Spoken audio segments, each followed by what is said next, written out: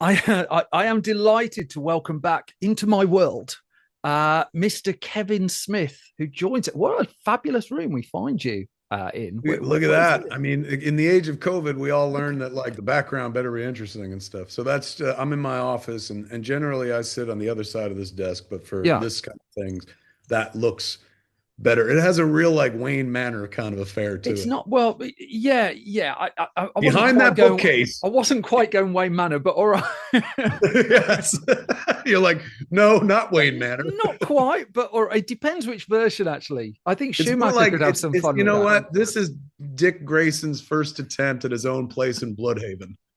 Has anyone based pointed out on to you having you're a bit of grown a based nerd? I mean, based on having grown up in Wayne Manor, he was like, "Let me try my version of Wayne Manor," and that's what it is. see, I go into these interviews now in an era where we're all looking. Well, I'm not because I'm not very good at this, but it's like, what's the clickbait exclusive that can be taken out of context so we can drag you all across the internet? So basically, that's it. And Yes. I've kind of got it. I've got it on video as well, actually. That's rare for me. Excellent. Kevin Smith, I think we're in our own, like, kind of Richard Linklater movie. In that my path and yours cross, I think it's about every 4 or 5 years, right back to my starting days at Den of Geek, and then an assortment of interviews over the years. And I remember the last time we spoke, I'm sure you do as well, in great detail, and I'll test you on that shortly. But it was when you just finished making the Last Jay and Silent Bob film, and you described that as your memoir film to me. And then we sort of meet 5 years later. And so I don't know who's Ethan Hawke and who's Julie Delpy here. I'm sure you get asked that a lot, I just do. standard question. I shared cover space with Julie Delpy on a magazine called POV, which doesn't even exist anymore. And Okay. when we did that cover shoot, it was me, her, John Singleton, and Lawrence Bender. Oh my And I God. think there was a transference between me and Julie Delpy. Is So that I what it think was? if I'm anybody, I'm Delpy. You're definitely the Hawk here. So behind there is Ethan Hawke. Yeah. It's not okay. I got it. Amazing. See? So you have basically kidnapped Ethan Hawke and Yes. taken Ethan Hawke hostage. Is this how all of your interviews go? Sorry, this has gone very, very badly. Not at all. But Look, anytime we can plug Ethan Hawke is a good time. yeah, that's kind of a clip I don't want taken out of context. That exact sentence. So it's a good job I don't do clickbait, really. Um, Well, if but we need to keep it current, then let's just talk about Maya Hawke. okay, She okay. I don't that think will our sell. That'll work with to the quote the Sean Connery in Indiana Jones and the Last Crusade, our situation has not improved. I think we're going to hit other problems if we go down that road. fair Um, enough. the reason I brought that up, I mean, I listened back to the chat that we had 5 years ago, and you were adamant that that was your autobiographical film, and then 5 years later, I mean, this one is right down the money. The 4:30 movie, right down the money, an autobiographical film. You're Very next much. to Spielberg and The Fabelmans, Sam Mendes, and Empire of Light, that kind of thing. So the inevitable question, which nobody will have asked you ever, No. why now? I'm always fascinated by that. Why this second in time? I wish I had a very eloquent, like, I'm 54 and looking back and I could have, if I really thought about it, used the nut house. Like, well, I went to an insane asylum and I came out and I was pretty fragile. And this is the movie that I made, the only Hmm. movie I could make. But really, what it came down to was me and my friends bought the movie theater we grew up going to as Yes. kids to save it from closing. It's called Smog Castle Cinemas. We've had it now for going on 3 years. I guess we bought it 3 years ago. So once I got the theater, I was like, oh shit, we have a location. Like Yeah. you can make a movie there. Like, that's interesting. And it reminded me, of Clerks. Clerks was location first. Yeah. And then, oh, I'm going to make a movie in this place. Same thing. I was like, well, I'm going to make a movie here. Now, because of the theater, because it hasn't really been changed or updated in like 30 fucking years, it's the seats in theater one are still the same seats I sat in when I saw um, Friday the 13th part two. Yeah. So I was like, oh shit, as long as we point the cameras inside, we got a period piece here. This is like our Merchant Ivory attempt. And we can make a movie set 30, 40 years ago. We can pretend it was another time. And so it was kind of reverse engineered. And I was like, all right, well, do I make ushers like Clerks in a movie theater, but I was like, I Yeah. was never an usher, and that would be like pretending to stolen valor. But I have been to many movies, particularly in that movie theater. So I was like, oh shit, if it looks like the 80s and this is the theater I grew up going to, then perhaps I could make a movie, like steal something out of my youth. I mean, rather than try to write an imaginary story that took place in another time, I was like, I could pull directly from my own story to a large degree. And so suddenly I was like, well, what would be a good story to tell? And I was like, oh, I'll tell the story of my first date with my high school girlfriend, and Yeah. use that as a framework to kind of examine, like, a lifelong passion for cinema, or as the kids, say in the movies, like, movies make life make sense, Yeah. so it wasn't like me going, I've reached that wise old age. Although I got to give full credit to Paul Thomas Anderson. When he made Licorice Pizza a couple of Yeah. years ago, Yeah. I started going like, oh, we're there now. Like, as filmmakers, like, I guess we can go into paeans of our youth. We're at that appropriate age. But to be fair, that never occurred to me before, because I always thought Clerks was my paean to my youth. Like, that is Yeah. literally my youth and childhood. 4:30 movie just goes back, about 8 years prior to all that. Like, and shows you the story of how essentially, we don't say it at the start, but by the end of the movie, it's kind of the story of how I got to Clerks. It's Yeah. kind of like the secret origin story of Clerks to some degree. I was just talking about today. I was like, you know what we're gonna have to do at the Smodcastle Cinemas at the movie theater is have a double feature that is 4:30 movie immediately followed by Clerks, because I think they, without intention, they dovetail into one another kind of nicely. It's interesting as well. First of all, I just want to know the fact that you own your own location. I don't know how familiar you are with Jeremy Garelick, director of The Wedding Ringer, Murder Mystery 2, whose ingenious independent movie ethos was they bought a high school and they just redress it for whatever film. They just bought a disused high school, and that kind of like left field. It's that left field thinking, right? It unlocks That is that, however many million. That's indie film right there, man. Yeah. And I would dare to say, take off the indie, that is film. Yeah. Now, most studios wouldn't think like that. They're like, well, let's build a school. Yeah. But like, here's somebody that's just like, oh, now I own the location. And a location that, mind you, can be redressed 1,000 and ways. And they rent it left, right, and center. Yeah. That is ingenious. And honestly, as I sit here, I'm like, fuck, man, I had a chance 20 years ago to buy an old school and had no vision like that. Yeah. I wish I'd had the vision to be like, you own a school, you own a studio, essentially. It's like you could build any number of things in there, or just dress it as what it is and fucking shoot a thing. That's brilliant. I am an intent reader of end credits of movies. And you're the one. Fuck, I'm a really interesting man. Honestly, you are the one that I'm doing it for. So right. Somebody else is reading that shit. But you can find the stories of films in the end credits of movies if you go down to the special thanks. So if you go down to Red State, your special thanks in there, I'm sure you put this in, but for the benefit of this listening, was to thank the folks who never asked why and asked instead why not. Now that, I reckon, was 10 words or something like that. Reading the special thanks of the 4:30 movie, you've got a rough idea where this is going. I mean, that's Costner Horizon length of running time. Just of the end credits of that movie, and I found it really moving to read the end credits of a film. Look, I'm going to disabuse you of the notion that it was, God, he knows what he's doing. Here's how it happened. Yeah. So I wrote a very short script, 75 pages. And, generally it's supposed to be 120 pages, right? But like, I'm an editor first and foremost in my head. I only shoot what I need to cut together. I don't overshoot and go like, we'll figure out the movie in the editing room. Yeah. The movie is shot like a child's puzzle, like 5 pieces in this scene, and they all fit together and create one picture. So I kept the script relatively short. And then when we were done shooting the movie, I had a cut that was like 72 minutes. And I was like, 72 minutes is legally considered feature length. So we're good. I was like, I'm finished. And, you throw on 4 minutes of credits where it's 76, whatever. And that's when my producers were like, you signed a contract for an 82-minute movie. And I was like, is that what it was? So the first thing I said was like, all right, we're going to slow down the end credits. I'll tell you that much right now. And I remember Philip, who was like my editing assistant in New Jersey. He's the guy that loads all the dailies into Yeah, yeah. Avid so I can cut. How many middle names has he got? I mean, yes, he had started like a kind of blooper reel of people breaking yeah, character and stuff. yeah. And I was like, oh man, that's cute. Suddenly I was like, that blooper reel is going into the movie because that'll fatten us up.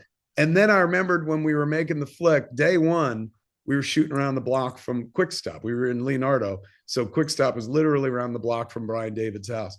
And I can't get away from that store. And Shane, our first AD, was like, oh my God, you got to have the kids walk past Quick Stop. And I was like, no, we're not doing that shit. This movie stands by itself.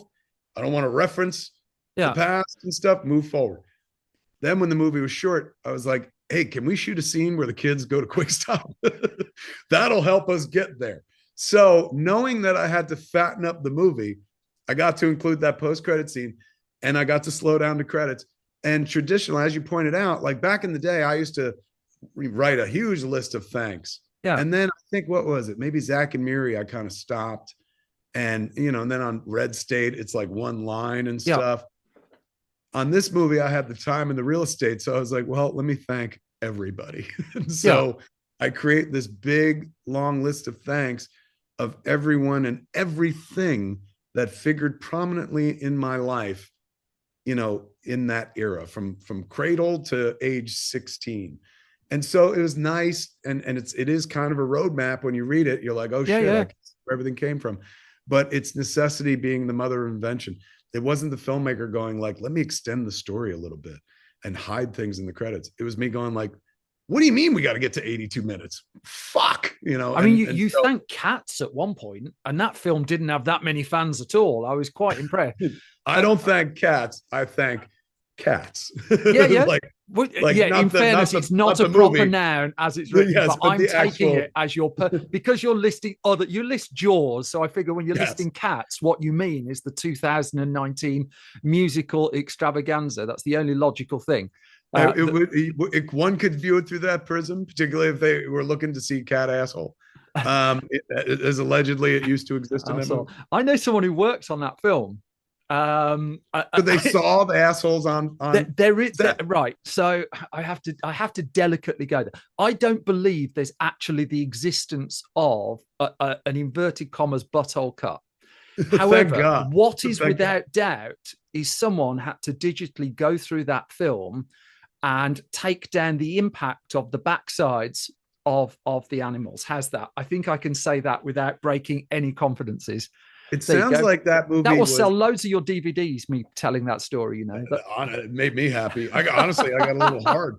I'll be honest with you. The notion that movie has half a title at best, that it really could have been called Cats Assholes and just throw an apostrophe after that S. You got a whole new movie and everyone's going. Who the fuck is skipping that?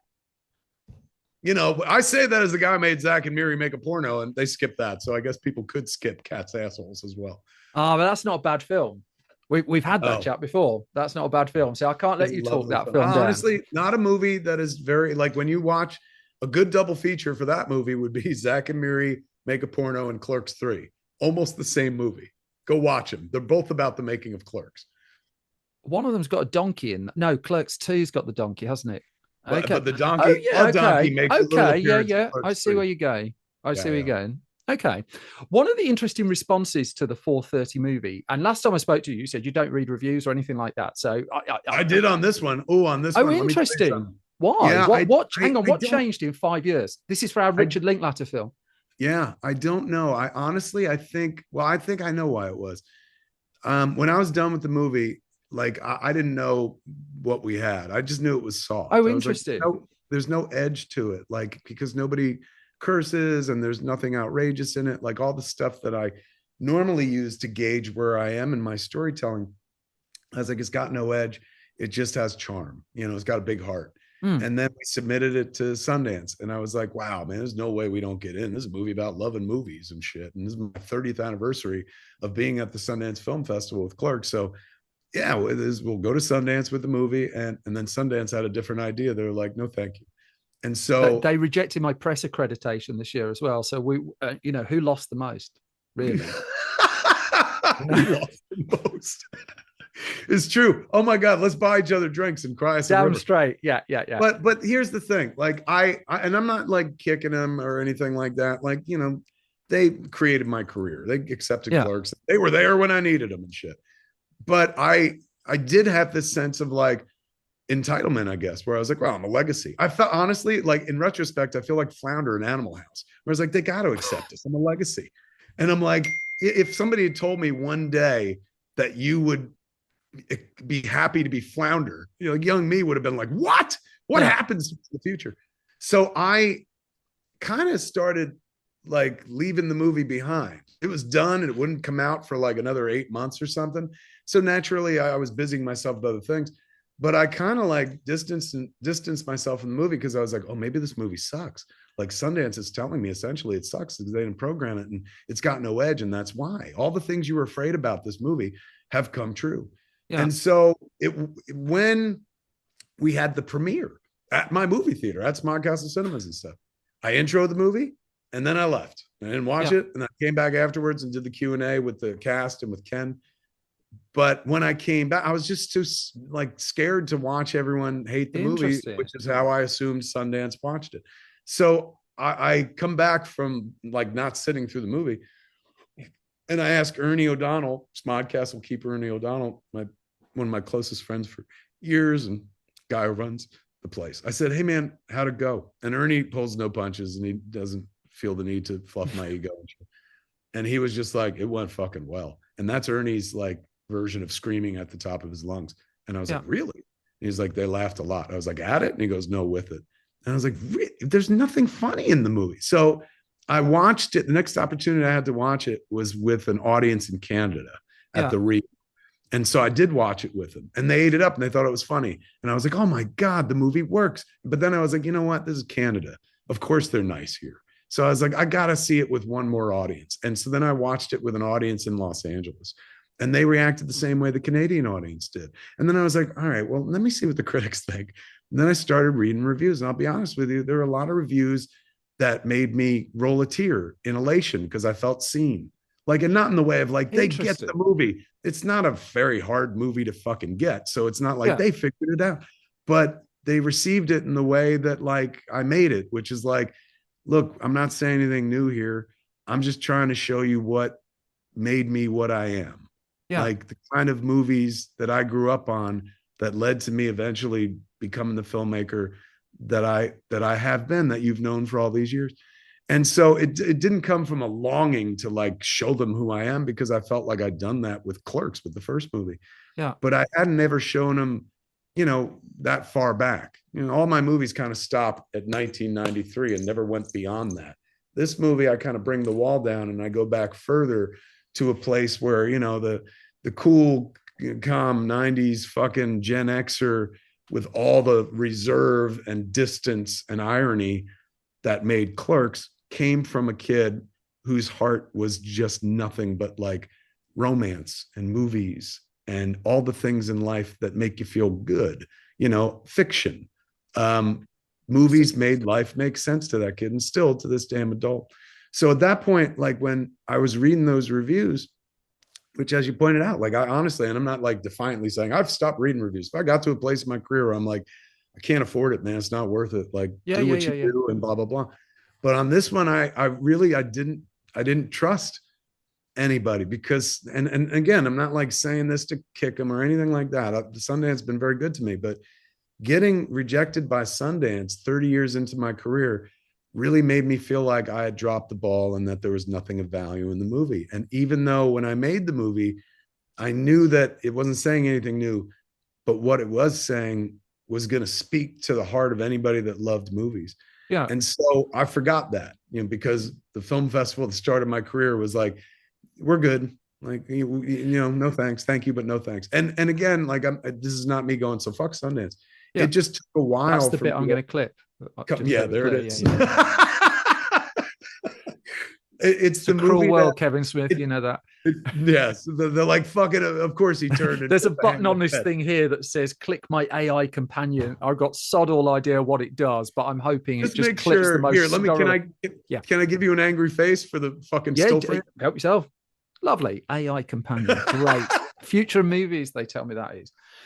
So, I mean, you're 16 films in, and Sundance turned the film. I'm not trying to drag you back down to like a low point. I'm just fascinated Yeah, I'm by like, the what the comeback of it. fuck? I told you, Simon. I got out of a mental hospital almost 2 years. So, No, but go ahead. you make something like Yoga Hosers, and I've had this chat with you before. And you know, some people are just going to hate it, and that's fine. Yeah. You know that. You know what you're putting into the world. This one, though, for 16 films in, it seems to have hit you in a different point. Just almost a degree of rejection of that. Can you take me into that day? I mean, was it really like one of the low days of your career? When Sorry, that Sundance, really is. Yeah. I honestly here. Let me think about it, and I'll give you an honest response. Yeah. Was it one of the lowest days of my career? Yeah, like honestly, within the top 20 to be sure. And again, this is what not were the other 19? Like... No, I'm not going to do that. Yes. Yeah. Number 19. What was number 7? Number 7, Mallrats. No. The don't notion, the notion that like the people who put me where I was and have been since 1994, 30 years later, are like, not this time. That did have an impact on me. Now, because I'm more mature now, I didn't jump online and fucking burn down the earth or something like that. I just quietly suffered inside and licked my wounds, and then changed my attitude about my art. Like, that was honestly, like, every day is a school day, right? Yeah. And so what I learned on this movie was a lesson I didn't think I needed to learn again, particularly having come out of the fucking nut house almost 2 years ago. I thought I had a handle on things, and I thought like I knew exactly how to process people's reactions to my art that don't, mirror mine. And still there was a, crack in the armor that nobody was trying to get through, that crack in the armor, but it seeped in anyway, and really kind of put me back on my heels, where I'm like, well, maybe I shouldn't, be doing this. Speaks to the worst angels of your nature, the ones that tell you to stop and like, why did you ever think you could do this? And like, hey, you know who a filmmaker is? Chris Nolan, PTA. Those are filmmakers. You're fucking but do you understand Tenet? Can you explain Tenet to me? If you exactly carry on. Yeah, that's what all those books are. That's what those books are behind. Look, I got one full shelf, so I can tell you this. Yeah, Tenet is about how Warner Brothers lost Chris Nolan to Universal. That's what Tenet's about. Make that film. Have you got a location? That would be great. I mean, so yeah, it was though. It was nice to and sad to learn that, like, oh, you're not done growing. You could still be felled by the same shit that bugged you 30 fucking years ago. Like, is that why there's the adolescence line in your end credits then? Explain. Is that why you've written in the end credits to this? Oh, the extended adolescence. You've got that phrase. I wrote it down. Extended adolescence, which on one level is just like it's jokey and still talking about the same stuff, but you're sort of not, are you? It's no, not at all. No, that's how I view it. Like, adolescence was a time of play and dreaming, and responsibility wasn't heaped upon you. That's the way I wanted to live the rest of my life. I saw early on that, like, one is meant to give that up when one becomes a grown-up. However, there were some grown-ups out there that held on to adolescence just by making pretend for a living. And that's what I dreamed about. Like, I was like, oh my God, if I could keep this shit going, because there's no good way out, right? Like, one day we got to face, fucking Aubrey Plaza and Lady Death now in the Marvel universe. Spoilers if you're not up to date with Agatha. We're all gonna face Aubrey Plaza, and what we do before we get there, of course, is the sum total of what they'll say about us when we leave.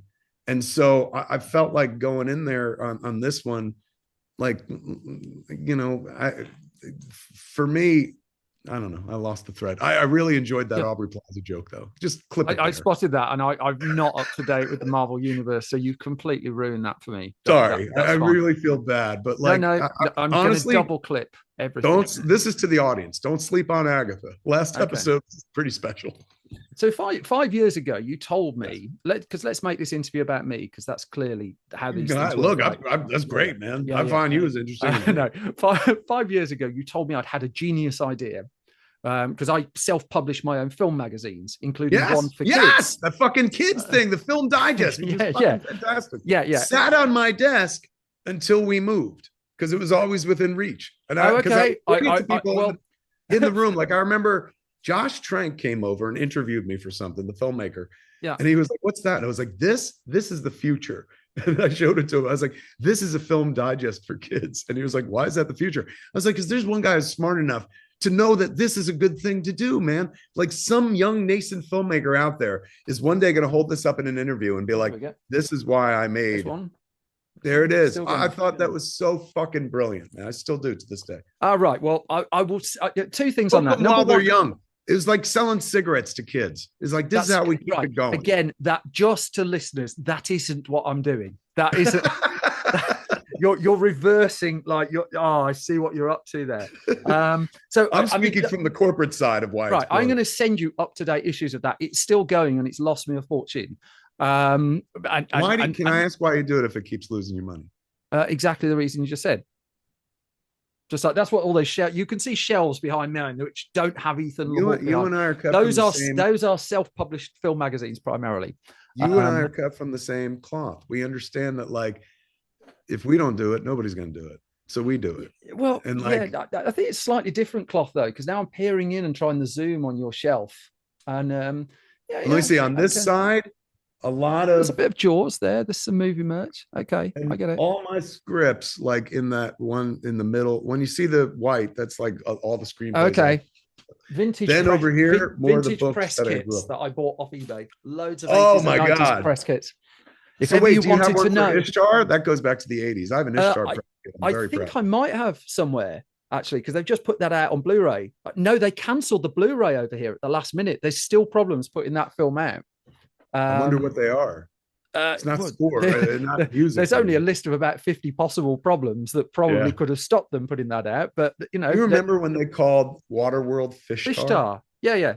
But amazing. Waterworld's there are very few of us left who remember that. I've got all 3 cuts of Waterworld.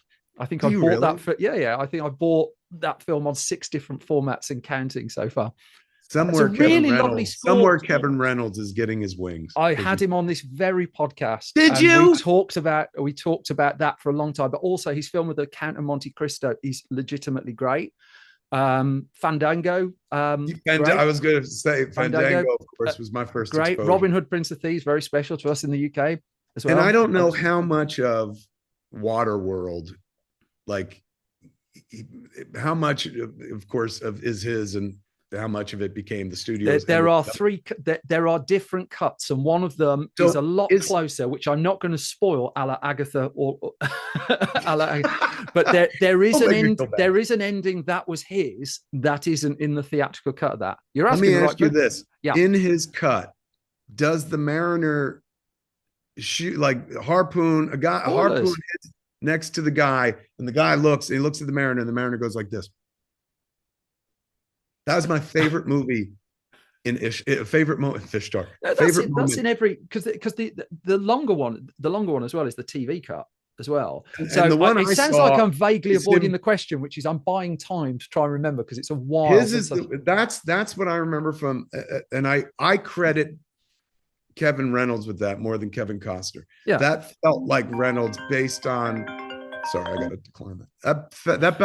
It felt like Kevin Reynolds based on Robin Hood, Prince of Thieves. But the moment the spear hits, and then the guy, I think somebody in a plane, if I remember correctly, and the guy reacts to it, and he looks down at the Mariner, and the Mariner goes like this, as if to be like, I almost fucking hit you. One of my favorite moments, not just in that movie, but in cinema history. I want to believe that Kevin Reynolds is responsible for it. So, I mean, we're coming to the end of our time before we're callously killed by whoever's behind that wall there, and maybe whoever's behind that door. So Kevin Costner is on your door. A couple of well, it's on the t-shirt. So a couple of action points for us going forward. Then, so obviously our paths cross again. Go the distance. You're right. Oh my God. A couple of 5 years. Every 5 years, our paths cross. So yes. In 5 years, like time, cicadas, we interact like cicadas. I think so. Well, I'll take it. Years. I'll take it. So, first of all, I'm going to send you some magazines. Secondly, you invite us all over to program a load of Kevin Costner films at your cinema. I can turn up and do that for you. But I would love that. Oh, shit. In which case, you're going to get an email. But also, more important, it's just like this 5 year gap, because I'm conscious, I want to bring this back to your film. 5 years ago, you were making an autobiographical film in fiction where there was enough of a gap between the real world and you. Now, I mean, the notes describe this as semi-autobiographical, but I would imagine that's very, very, very blurry, very blurry. Yeah. 5 years from now, I hate it as a job interview question, but it's just like you're at a point now where you're writing something. You've got the tools more than ever that you can actually make it without having to go through all the usual rigmarole of trying to get a film made, because you've got some of these indie tools ready. Is that how it appears? Yeah, it is actually. You've got a location, for instance. You've got you write something, and you've always seen from the outside looking in to have an attitude of sod it, I'm just going to do it. Yes, which is actually the magic ingredient, I think. And since I mean, it's quite interesting. I mean, we're in an era now where, I mean, what you were saying with Red State and film marketing has sort of come true. That I think Longlegs has sort of proven your point just many, many years later, that you can market a film for under $10 million and it can still go nuts. Terrifier 3, you can market it for under $10 million and you can go, and it can go absolutely nuts. You're right at the time where it's not financially lucrative to you. I've noticed it's a very, very specific skill. But like, I mean, what's in your head? If I was hacking your laptop now, which I might be doing, that's why you've kept the interview going so long. Have you seen those YouTube videos where they keep hackers on the line for ages? Right. The finale of this is that back door is going to swing open, and Jason Statham from The Beekeeper is going to come in, and that's it. And I've got it. Kill the connection. But I mean, you've been fairly candid about the challenges you've had in your own life. You've talked about this year alone, the ups and downs you've had in your career. How vibrant is the storyteller still? How many stories are in there? Because that's the heart. Question. Yeah, I honestly, the older I get, the more I'm like, does anyone give a shit? Like fucking, like it's, you know, I've been telling the Kevin Smith story and selling the Kevin Smith story for 30 years now, and you know, I expected the bottom to drop out 20 years ago or more. I mean, shit, you know, fucking almost 28 years ago, because Mallrats happened and did not help our cause one iota back then. So I'm shocked that I'm still fucking pulling it off and whatnot. It's a, you know, Herculean effort each time to bring something into fruition. Just because I'm like, fuck it, I'm going to do it, doesn't mean that the rest of the world fucking agrees and stuff. So I'm still at the mercy of finding folks who are like, yeah, I'm a patron. I will pull the Kevin Smith slot machine handle one more time, you know, fucking cherry, lemon. 16 times now. 16 times.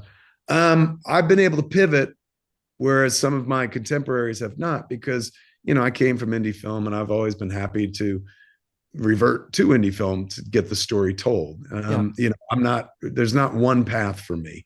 There's a few different paths, but the older one gets, you know, some of those paths grow over. You know, they're not as accessible as they used to be. So I got to imagine the lesson I've been taught over 30 years of this career is, as much as they're interested in the movies, they're far more interested in me, in the storyteller than the stories. It's always the story. So I'm like, all right, I've been leaning into that for the better part of 15 years, at least, in terms of like, hey, I'm myself for a living. But that led to me winding up in the nut house at one point and stuff. So my heart broke, like literally 6.5 years ago, almost coming up on 7 years ago. The head broke almost 2 years ago. I don't know what has to break next in order for me. Kneecaps. the dick. If the dick breaks, No, that is it'll be kneecaps. It'll be kneecaps. It'll be kneecaps. You'll offend. I guess someone everybody's in a film. got that. You know what? You'll offend someone in a film. They'll take your kneecaps out. It'll. Oh my God! Seriously? That's Don't it. say that. Okay. Fucking, it's going out. Well, now. it ain't the 4:30 movie, right? Like nobody's going to take my kneecaps out based on this fucking. Well, that's a surprise. They're like That's too the soft. surprise. Piece, That is sentimental the twist. piece of shit. Slam. That is the twist. Kevin Smith, I really enjoyed your film. We're out of time, I'm afraid. And congratulations. I look forward to the next chapter in our Richard Linklater extravaganza. You and I both, Simon.